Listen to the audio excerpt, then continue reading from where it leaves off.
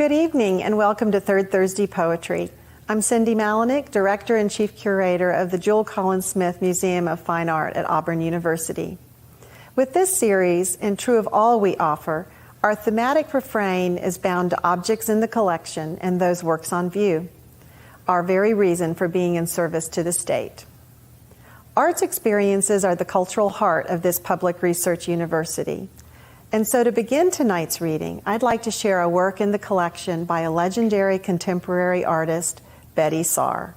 Take a look at her Pompeii band, purchased through the 1072 campaign for collecting and conserving art during the university's 125 years of Auburn Women observance in 2018. This piece, one from her Hanky Collage series, was made in the 1970s.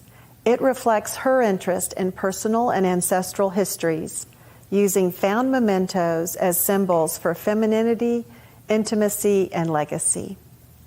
Saar's work celebrates art that had typically been devalued as women's handicrafts.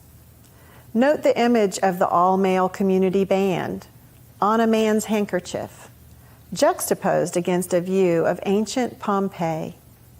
What do the choices of Ms. Saar's imagery and materials tell us about her take on women's work? Earlier today, tonight's featured poet, LauraGray Street, led an ekphrasis workshop with the English department and focused on Pompeii Band, along with others in the Randolph College collection. You'll hear more about this connection in tonight's program. I would like to acknowledge our donors and supporters watching tonight and the Alabama State Council on the Arts. Should you wish to support engagements like this one, please visit aub.ie/thejule-live. We greatly appreciate a suggested donation of $20, but are equally thankful for your participation tonight. We encourage you to post questions in the comments for our Q&A. And now, I'm pleased to introduce Callista Malone, Graduate Program Assistant for the series. Hi, thank you. LauraGray Street comes to us from Lynchburg, Virginia, where she is an associate professor of English and directs the creative writing program and visiting writer series program at Randolph College. She also edits Revolute, the literary journal of the MFA program there.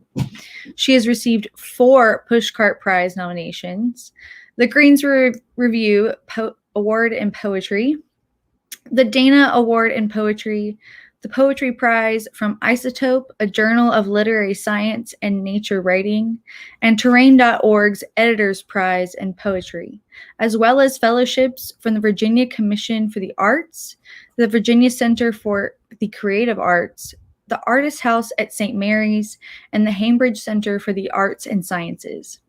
Street also serves on the board of the Greater Lynchburg Environmental Network and the Central Virginia Land Conservancy. She received her MA from the University of Virginia and an MFA from Warren Wilson. Street has published 2 books of poetry, Shift Work, her chapbook in which she ties familial history, environmental concerns, and the textual ecology of the Luray Mill together for a shorter collection of poems, and her other book, Pigment and Fume, which Jim Peterson said, perhaps the best word to describe these extraordinary poems is entanglement. Entanglement of the veins of knowledge, science, religion, art, entanglement of relationships, human, animal, plant, entanglement of imagery, the environment and its many natural and artificial permutations. She's published poems in places such as Shenandoah, Meridian, Blackbird, and elsewhere. She's also edited 2 anthologies of poetry, the Eco Poetry Anthology with Anne Fisher-Worth, and a literary field guide to Southern Appalachia with our own Rose McClarney. Street's poetic images are intricately elegant.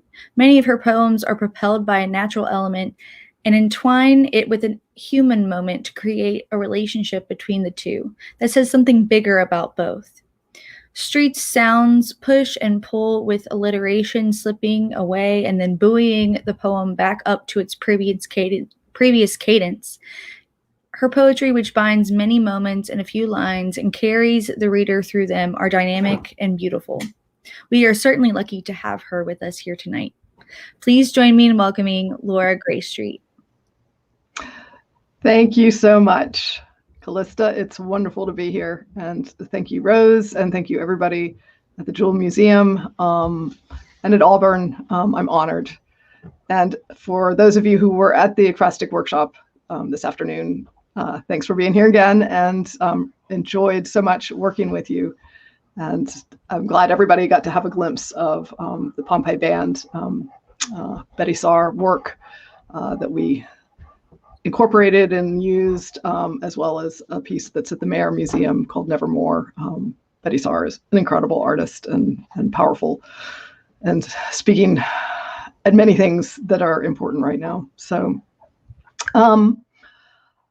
I am going to, I guess, start reading to you. I don't know if I had a sort of handout. It's not necessary, but I had a few things because I'm continuing with this ekphrastic theme. A number of I'm drawn to write ekphrastically, and a number of the poems in Pigment and Fume are that.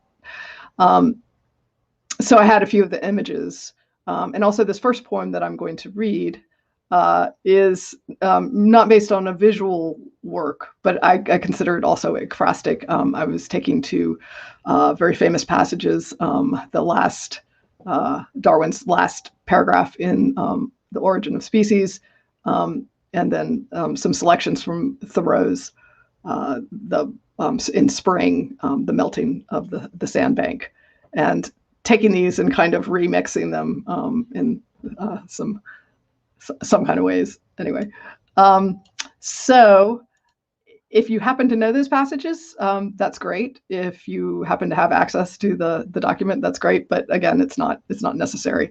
But just know that some of these words are coming from these source texts, and are I'm also mixing them around. They're not always staying true, but echoing the source text.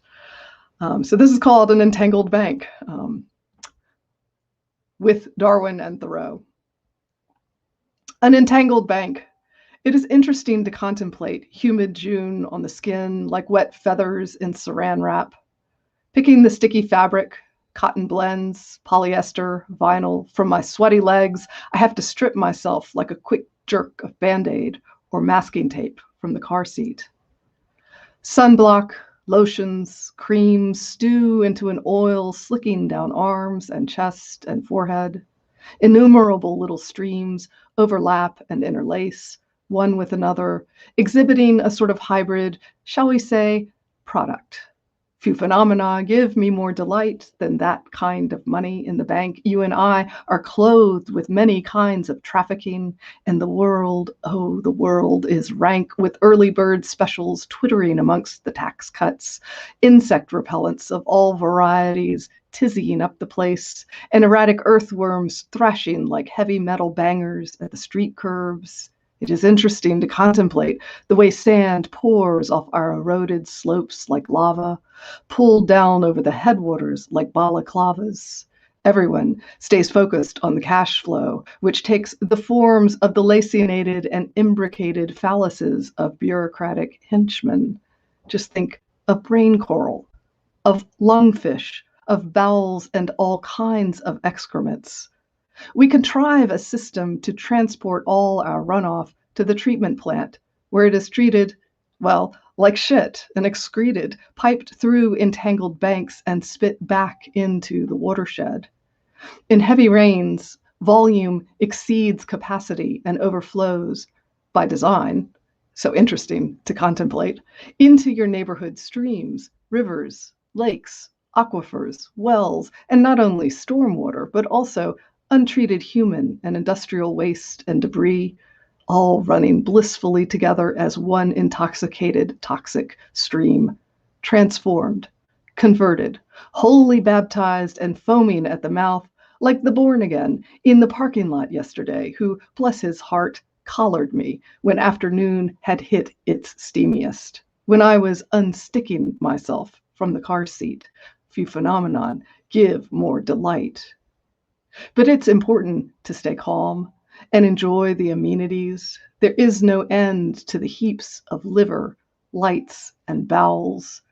True, what I say is somewhat excrementitious in character, but isn't it interesting to contemplate the plain liquid idioms undulating along the ripple marks on the river bottom, age after age, stratum upon stratum? Even the godless and accountants must recognize the stubborn beauty of such waves, and how from so simple, so rudimentary a beginning, such hopelessly entangled forms have been and are being brewed. So all of that excrementitious material actually comes from Thoreau. So as you can tell, I kind of wind things around in my poems. It's a bit of a sort of vortex, I guess. And this next poem is very similar. This is out of shift work, so working with the textile mills. And again, many voices. And with this project, as I was doing with Darwin and Thoreau, kind of taking some of their words and mixing them and flipping them and changing them. I was doing a lot of work with archives and transcripts of oral histories and things like that. So there's a lot of language in this poem and in some of the other poems I'll be reading that, again, don't come fresh, new out of me, but are coming from other sources, other voices. On the page, you would see italics a lot to indicate that, but rarely is anything in there sort of verbatim from the source text. It's, again, sort of kind of revolving around from it. So this poem is called Invocation, with textile mill workers, grandmothers, fates, quarreling inner voices, and others. How to begin? Aim spit-stiffened thread at needle's eye, or wrap forefinger with thread ends. Roll them, pull off the knot. Now, creeling, you tie threads on at the back and run it up on the warps. First job I ever done. Blunt cut with scissors, or with your teeth snap thread to ragged edge, leaving snagged wisps in your mouth. Nothing to tell without a story, without a clue or cluen ball of yarn. So start further back, fireside. Comb raw fibers, twist them to yarn, wrap yarn onto skein, run skein into bobbin. Thought is thread, the poet is weaver. Early scribes penned such even, flexible texture, they called the page a textus, which means cloth. Wail, woof, weave, weeds. The better your yarn, the higher your production. Always loose ends, fraying, frazzling, unraveling. I can't make sense of the patterns, those dingy tissue-thin diagrams that never pin the right conclusion. Dress, skirt, smock. Then fabricate. Fit pattern to purpose. Work the warp mills, wind cake yarn, wipe frames, sweep floors, untangle bobbins. That's what you do. Take what comes along. Splinters off the floor, and dirt, and lint, and slubs. One was the lace-trimmed, pearl-buttoned daughter of textile mill prophets until the Depression. One salvaged scraps of cotton twill, sewed piecework, collected bags and bags of buttons. Which makes the best story? Interlace the yarns, the untwisted or partially twisted fibers, and lock them in place to make a textile. The fates spin yarns. One winds, one draws out the thread, one cuts it. Take special hands for fancy, harder to do, but you make more on it. If a thread breaks, you have to tie it up. Rhythm of weaver and loom makes up a material's lyric structure. When we make Osnaburg from floor sweepings, you can see splinters in the cloth. Warp your frame. Draw threads through the drop wire harness. You reach high for the big spools to put on this frame. It runs into a bin to run the warping to the weave room. All these women, tangled grandmothers, daughters, mothers, find a pattern. The way you draw it is the way the cloth comes out.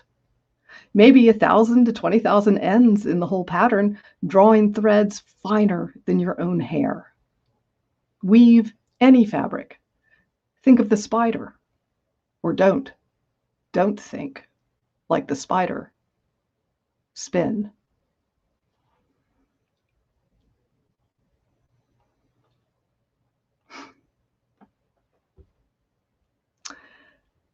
So this next poem is also a mix of from different accounts of working in textile mills. Again, different voices, different phrasings that I take and mix around.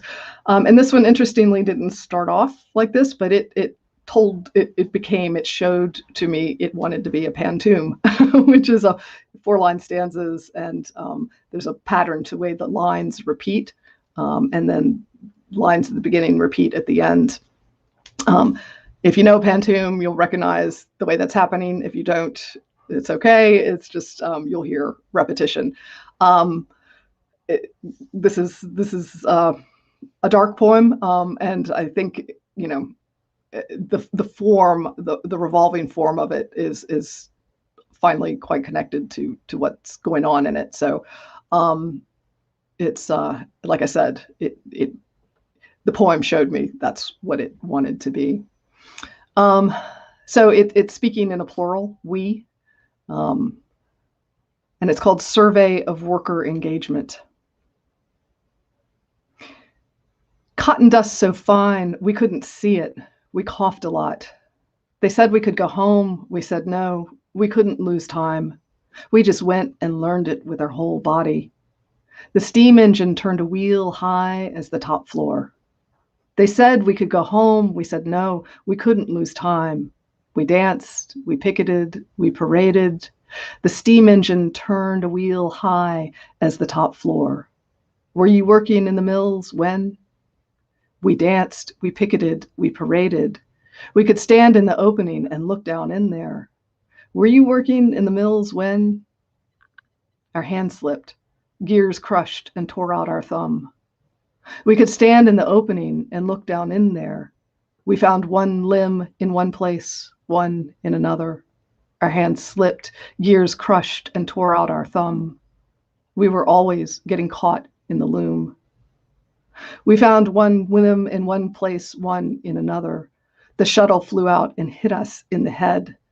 We always got caught in the loom when we tied the ends and went to start it up. The shuttle flew out and hit us in the head, our apron caught in the spinning shaft, threading us in. We tied the ends on this one and went to start it up, our bones snapping as the machine whirled us tighter and tighter. Our apron caught in the spinning shaft, threading us in until we jammed the shaft and shut down the works, our bones snapping as the machine whirled us tighter and tighter. Some way that thread wrapped around our finger. We jammed the shaft to shut down the works. We were just cotton and dust and lint. We coughed a lot. Some way that thread wrapped round our finger. Our whole body went in.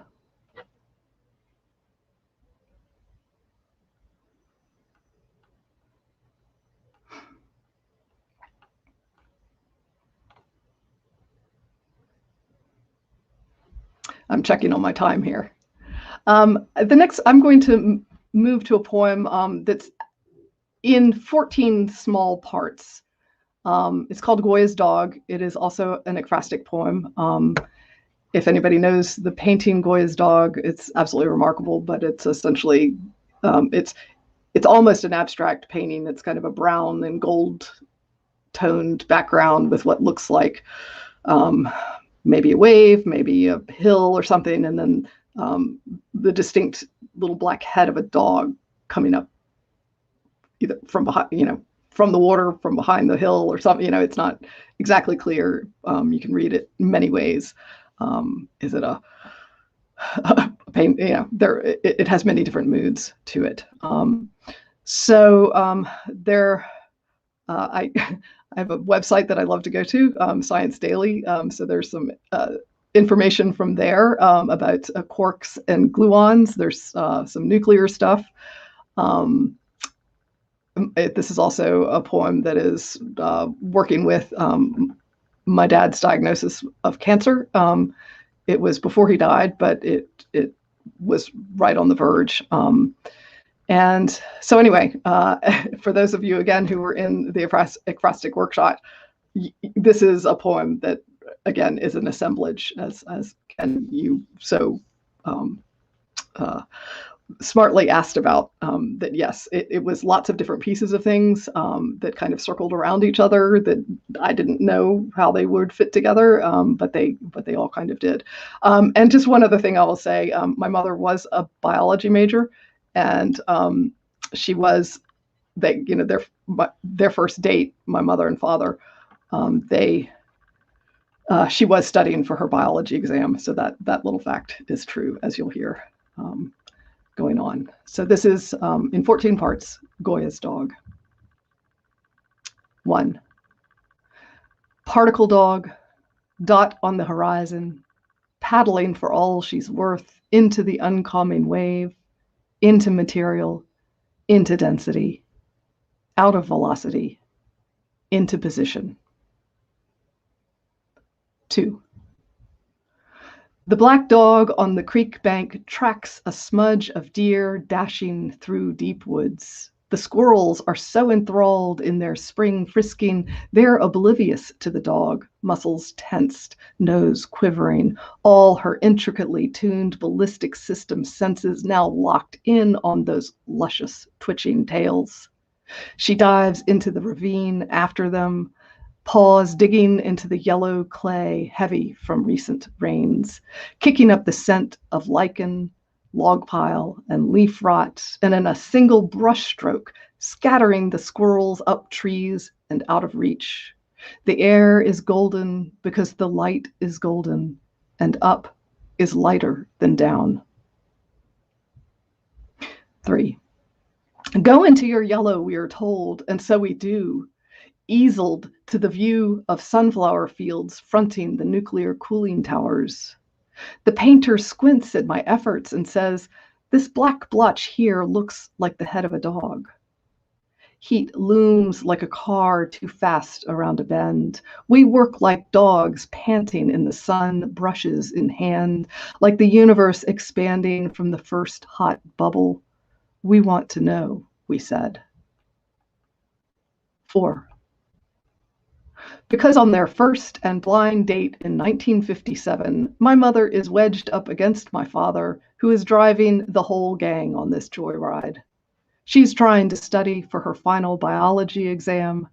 The notes in her lap are diagrams of the male reproductive system. 5. A law of nature has been broken in a laboratory on Long Island, in a quark gluon plasma soup, for a millionth of a billionth of a billionth of a second. When gold nuclei traveling at 99.999% of the speed of light smashed together, up quarks moved with magnetic field lines, down quarks traveled against. A break in parity, symmetry. Maybe this can tell us why we're matter more than antimatter. Why we matter. 6. Because 50 years later, my mother sits with my father in the urologist office, looking at the same diagrams of the male reproductive system, while the doctor explains prognosis, treatment, progressions. And after the bladder is removed, chemo, radiation, and then maybe. 7. Maybe the dog is an up quark. Maybe the dog is a down quark. Maybe the dog is in the soup. 8. One day, years ago, walking with the dog, not my dog, my father's dog, a dog named Man, a golden yellow dog bounding in and out of goldenrod along a country road. 9. Then a car coming too fast around the lonesome bend. After the collisions, my father closing the window of the dog's eye, shoveling a hole in the field. That break in symmetry, the heaving of his shoulders, still. 10. Because the world is made of atoms, because symmetry underlies the laws of the universe, because the universe is expanding, we count on the universe being neither right nor left-handed, on being even-handed, balanced, fair. But the weak force of nuclear radioactivity isn't balanced. We've known this since the 50s. Who knows where we'd be if we didn't matter more than antimatter?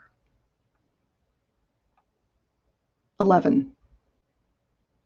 Around the bend, the black dog finds a possum carcass, putrid lump of bone and gristle and tissue, and gives herself to it utterly, bending her front left leg and lowering her shoulder the way we'd ease into a hot bath. Then she's fully down and on her back, twisting her torso to and fro to rub it in, to embed the stink deep in her hair and skin. She's painted herself for us, grotto and gutter, pigment and fume. 12. Wiping the brush on a linseed-oiled rag, the stain, a murky brownish yellow. Don't see a bladder-cancered father's urine. Don't feel the certain seasick uncertainty in prognosis, treatment, progressions. In the way Goya painted the dog. In the way the pigment of an end looms. Go into your yellow, the painter says, and so we do. Nuclear cooling towers overflowing their basin of sunflower fields. 13. Whatever the season, the dog sees autumn and winter mostly. Violet, indigo, blue, yellow, yellow, yellow, some red. She sees better at night than we do because her eyes have more rods and a reflective surface behind the retina that ricochets light back through. Her tapetum lucidum, beautiful tapestry. That's why dogs' eyes shine yellow in the shadows beyond the fire, beyond the cave in the darkness our eyes clutch at, pleading for scraps of vision, of understanding, of mercy. 14.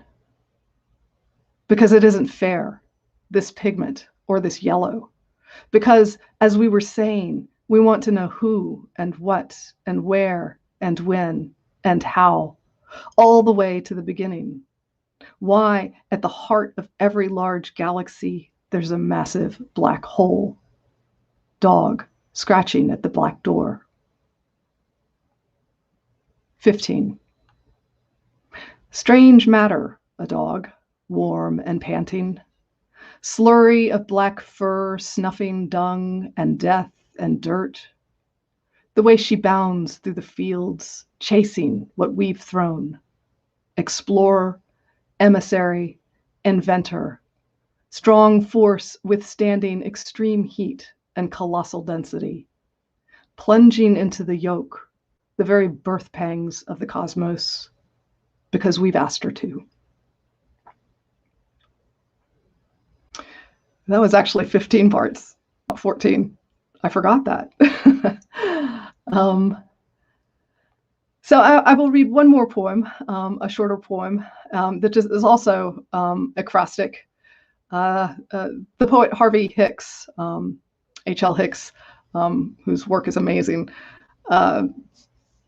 sometimes asks poets to do these interesting exercises, and he posts them on his blog or publishes them in different ways. And in this case, he sent me a micro photograph, which is a photograph taken sort of at a microscopic level.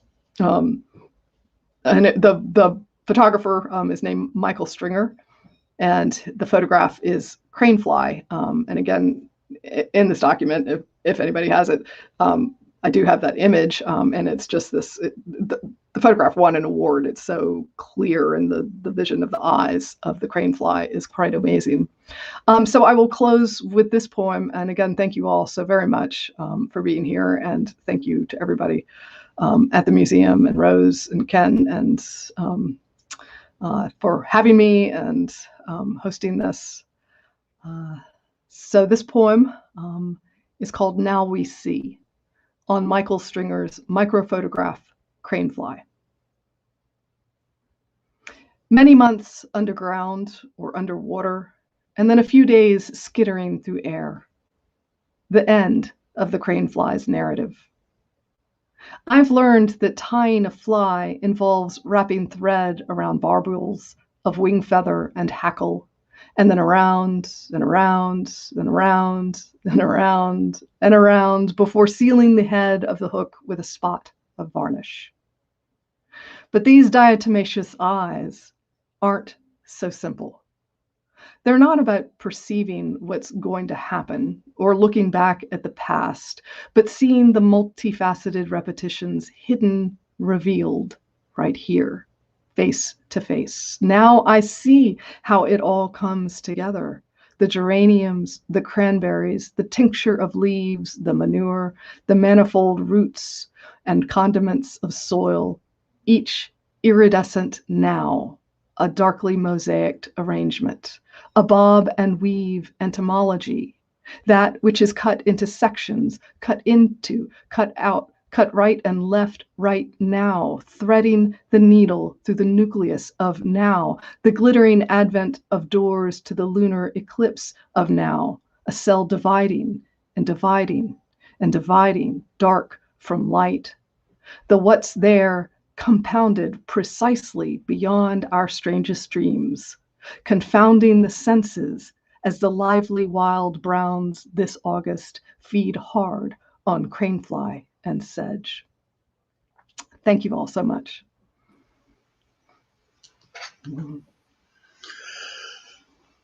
Thank you so much, LauraGray Street, for a wonderful reading.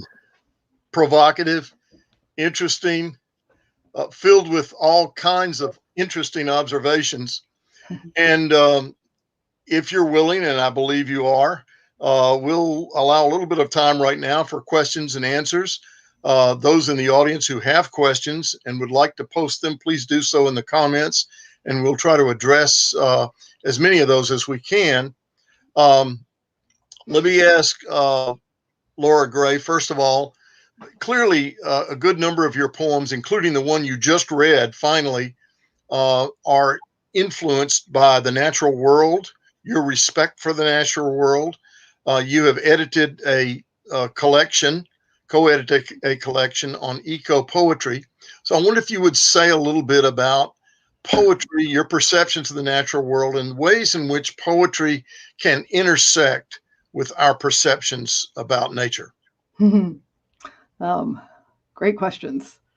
It's funny, since y'all have heard a little bit about my mother was a biology major. My brother is a wetlands mitigation specialist and was at the Chesapeake Bay Foundation, does James River Association now. My dad, big outdoors person.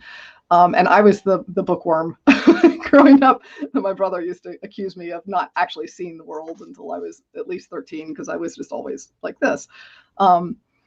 But, it was always a part of what we were about. So as a family, so I would guess my sense of ecology as a thing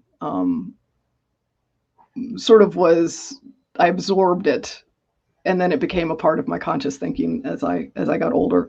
And honestly, a Knowles course. I did a National Outdoor Leadership school course in Wyoming, and that was, sort of eye-opening in a lot of ways.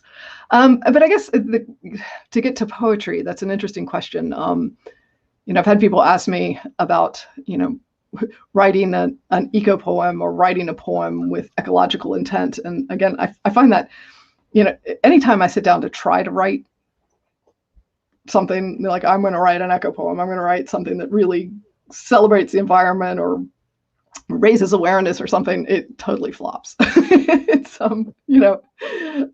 there are people who can do it, but for me, it's more if you have an understanding of that kind of ecological view of things, the interconnection, the fragility of a lot now in this Anthropocene, then how you're looking at the world.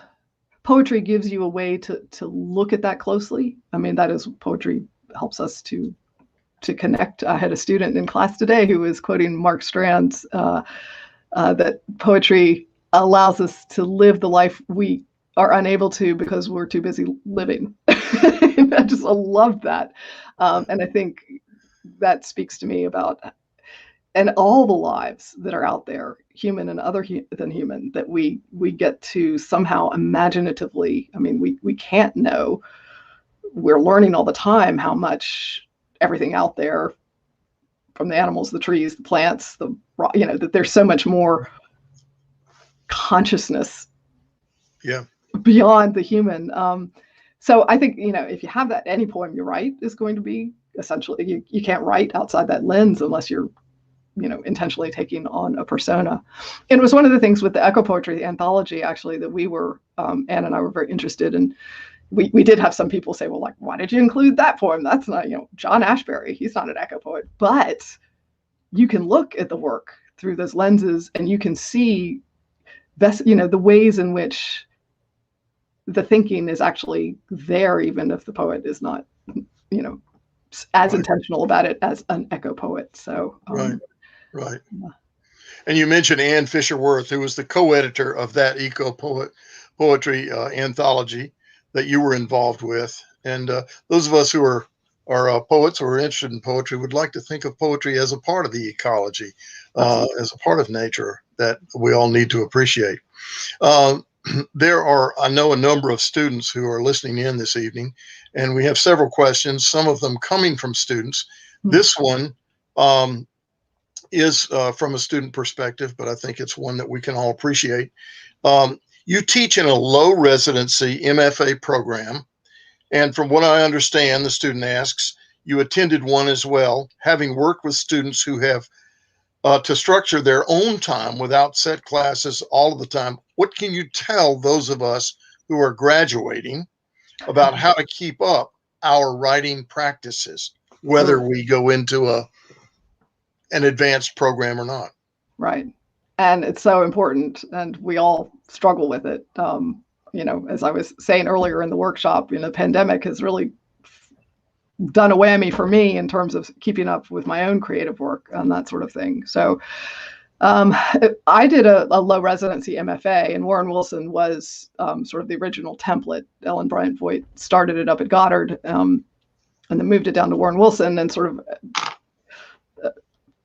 pretty much every other low residency sort of spun out of that in the same way that kind of most MFA programs generally spun out of Iowa.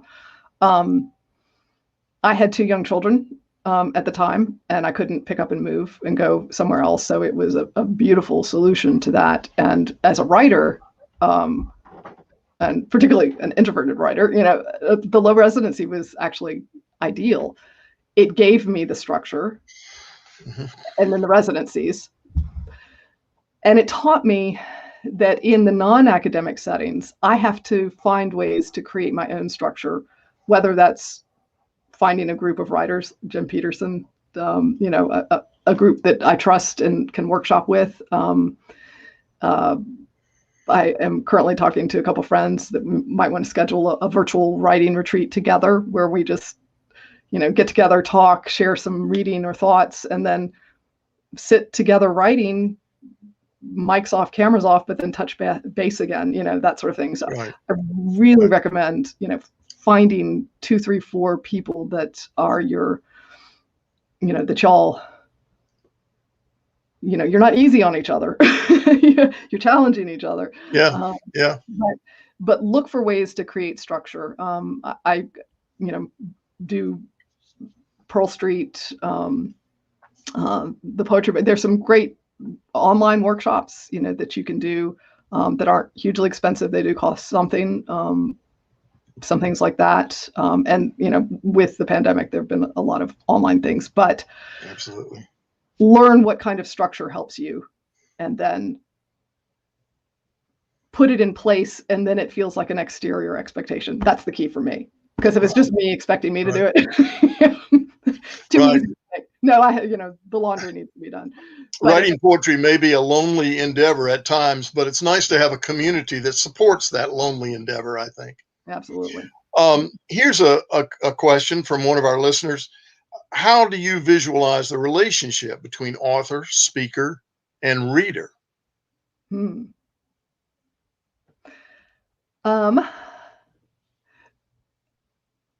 speaker,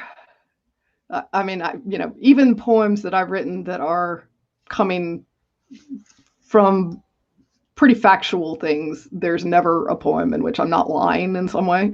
So the speaker and the author are always distinct in my mind. And I try to teach that to my students.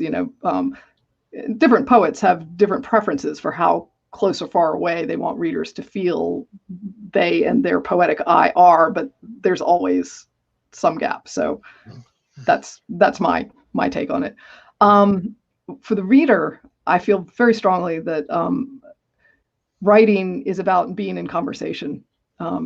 Yes, writing for the self, and there's a lot of solitary inner, but it's not that I'm writing to please somebody. It's not about trying to meet somebody else's expectations. It's about that this is actually an interaction. The poem that I've written and the readers that read it, it's a conversation over time and space. So I think of it like a relationship. In a relationship, both people have to be aware of each other and right. respectful of each other. And so that's the way I think of a reader, not as someone I'm trying to make money out of or please or go to the top charts with or something, but that I actually want to be somehow in relationship with in that way. Right. That makes a lot of sense. Here's a question that relates to the long poem that you read in 15 parts, Goyas Dog. And the question is, can you tell us how, when writing a long poem, such as Goyas Dog, you keep all the threads running throughout the piece, and how you keep all of the language as refined as a poem should be? It doesn't start that way. Again, as I was saying earlier in the workshop, that poem and the people that in my workshop group, it was a mess. Nobody knew what I was doing. And as I said earlier, I didn't know what I was doing. And that is actually, for me, what I've learned is ends up being a better poem. If I can hold off a kind of real, I know what I'm doing in this poem. I know what I'm trying. I know what the patterns are. I know what, the sort of underlying, the subtext. So those were pieces of things that narrative and pattern and everything came into being over many, many, many layers of working with it. The poem moves back and forth between sort of lineated and prose sections. That all the dog parts are prose. All the nuclear stuff are lineated, as are the painter sections. Right. Yeah, and it was just, again, that was one reason why Betye Saar is so inspirational to me. That notion, you just have things and you have no idea how they connect, but you just keep pushing them around and putting this next to that and this next to that.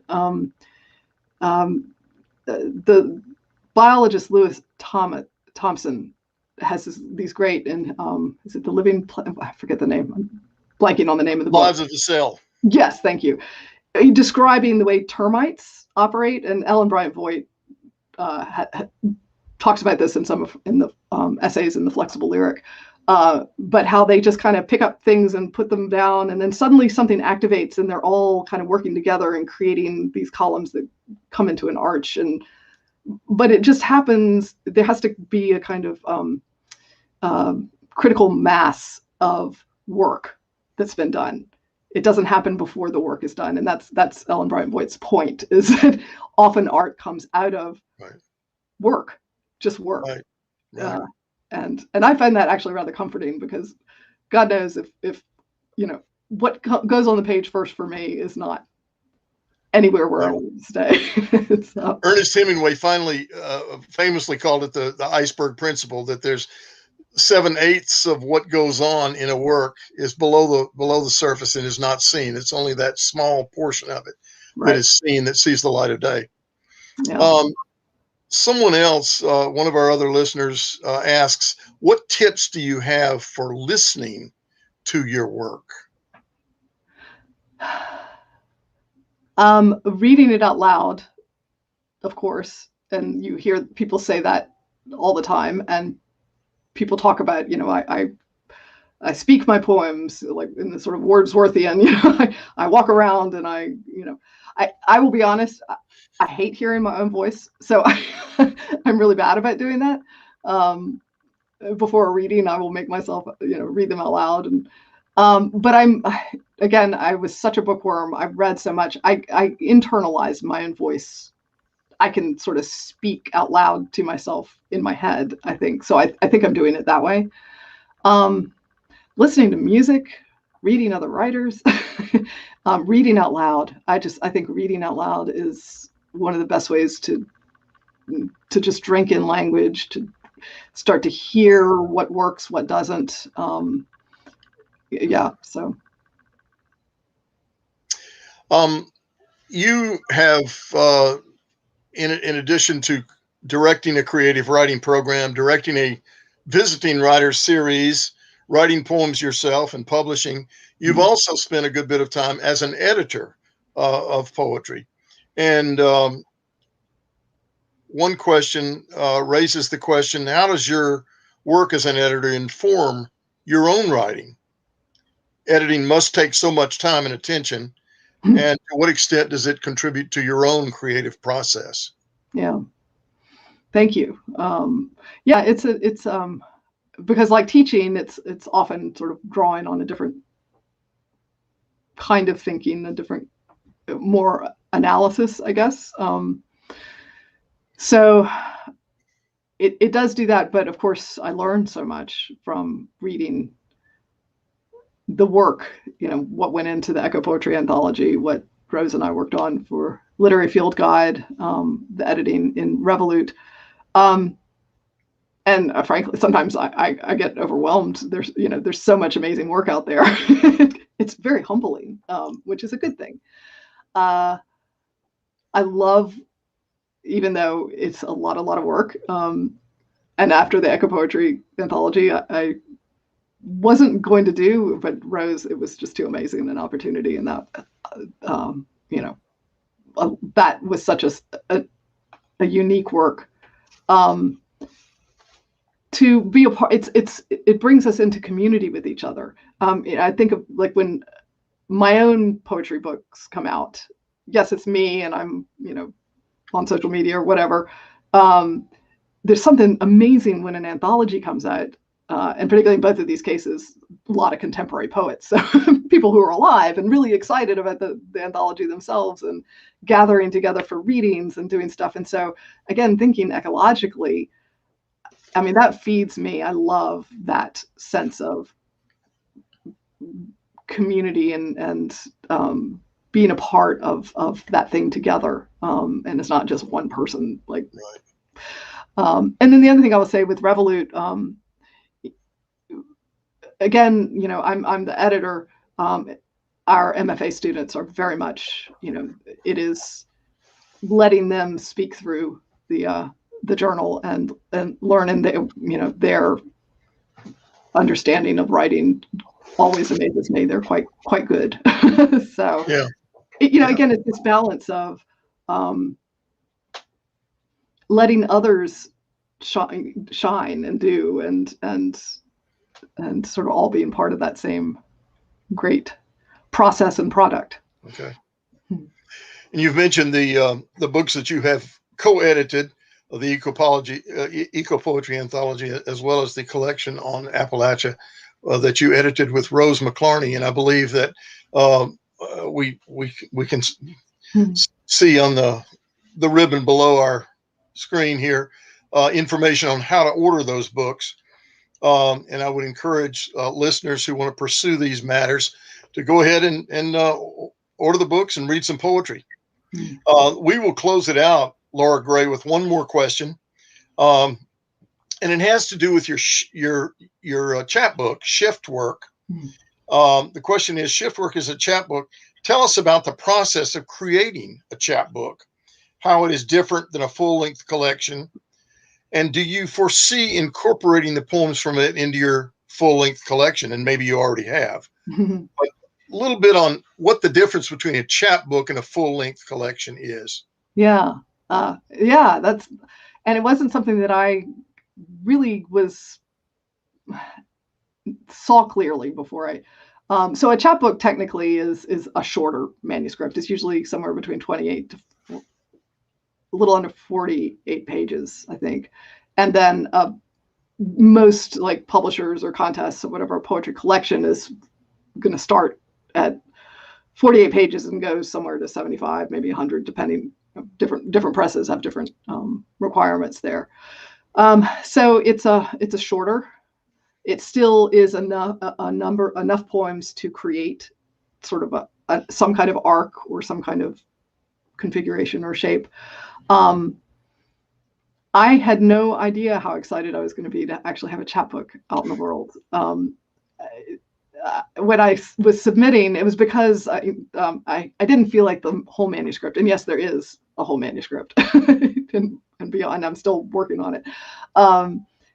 It didn't feel ready to go into the world yet, but I felt like there was a group of poems that were ready and that they themselves cohered in a way. And so I sent that out, and I was so happy that Redbird took it, and they did, they do such beautiful hand work, letterpress, hand cut, folded, the art, everything is. So another thing about the chapbooks is there's a lot of really interesting art to the bookmaking that goes in for some chapbook presses that a full-length press collection may not have the wherewithal to do, because it's very time-consuming. Right. So I really encourage that for people to think about that, because it just the art. There's so much beauty there. I mean, there's beauty in regular collections too, but just the craft of the work with the paper, the letterpress, all of that. They're less expensive. People like to be able to buy chapbooks rather than, because they can get a sampling of your work. So, I mean, I'm all about chapbooks. I think they're fantastic. I mean, I want more full collections too, obviously, but then it became the question with the full collection. I didn't want it to be just simply an enlarged version of the chapbook. So that has set me back, and I'm, until I feel like it does something more and different than the chapbook itself, right. I will hold on to it. Also, right. Eventually, but yeah. Well, thank you so much, LauraGray Street. And let me remind everyone of the books that we've been talking about. Mm-hmm. The chapbook is Shift Work. There is also a full poetry collection called Pigment and Fume. And the edited collections that she's been referring to are one that edited with Ann Fisher Worth called the Eco Poetry Anthology. Finally, more recently, a field guide to Southern Appalachia with Rose McClarney, one of the co-sponsors of this program. So, LauraGray, I really appreciate your being with us today, and it's been a pleasure. Thank you so much, very much. Yes, indeed a pleasure. In closing, I should say that this is our final Third Thursday poetry reading of this academic year. The series will resume in the fall in a new location, Pebble Hill. Carolyn Drawn Center for the Humanities, also here in Auburn. Although the Witness Poetry Prize program, which is an annual program in October each year, will continue on under museum sponsorship. So it will occur at the Jule Collins Smith Museum of Fine Art as it has in past years. So you can look forward to that. More information will be forthcoming on all of these programs in the coming months. And as I say, the Third Thursday program will resume at Pebble Hill in August, the third or fourth Thursday in August. At this point, I'm going to pause and turn the program back over to Cindy Malnick, the director of the Jule Collins Smith Museum of Fine Arts. Thank you for tuning in. And again, a special thanks to our college partners, donors, and the Alabama State Council on the Arts. Artists of color like Betye Saar speak to us from beyond the gallery walls. And to quote her, reach across the barriers of art and life to bridge cultural diversities and forge new understandings. Their stories, creativity, and insight provide critical and different points of view. And so the museum continues to build collections by artists of color like Deborah Roberts, Faith Ringgold, Lavette Ballard, Delita Martin, and Carrie Mae Weems, all of whom produced works purchased through this year's acquisitions and conservation campaign. I hope you'll join us on Thursday, April 22nd at 10:30 in the morning Central when we take you live to Aricia for an exclusive tour of the Kiji Palace. Then we're back on May 6th at 6:30 p.m. Central with Wine and Wonder.